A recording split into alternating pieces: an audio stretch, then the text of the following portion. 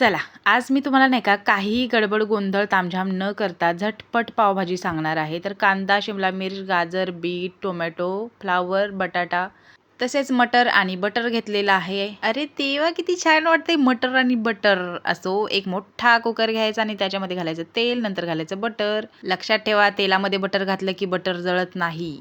ते सगळं गरम झालं की त्याच्यामध्ये घालायचं जिरं, कांदा 2 मिनिटं परतून घ्यायचा. अगदी काही लाल बिल होईपर्यंत बसायचं नाही. परतून थोडासा घ्यायचा. नंतर याच्यामध्ये आपण चिरून आणि साफ करून घेतलेल्या सगळ्या भाज्या घालायच्या. छान मिक्स करून घ्यायचं. थोडा वेळ छान मिक्स करून घ्यायचं आणि मिक्स करून झालं की याच्यामध्ये घालायचे जगभरातले मसाले. जगभरातले म्हणजे जगभरातलेच नव्हे, पावभाजीला लागतात ते. तर मी इथं आलं लसूण पेस्ट घातलेली आहे आणि मस्त सगळं मिक्स करून घेतलेलं आहे.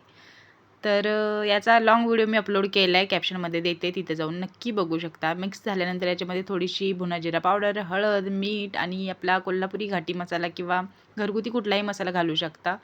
नंतर पावभाजी मसाला आणि थोडासा किचन किंग मसाला घातलेला आहे आणि मस्त मिक्स करून घ्यायचं सगळं आणि पाणी घालायचं भाजी शिजेल एवढं. नंतर आपण गरम पाणी त्याच्यामध्ये ॲड करू शकतो. झाकण लावायचं. 4 ते 5 शिट्ट्या करायच्या. मस्त भाजी शिजते. कुकरची सगळी वाफ गेली की भाजी छान मॅश करून घ्यायची आणि वरून ॲड करायची कोथिंबीर. तुम्ही याला तडकासुद्धा देऊ शकता बरं का.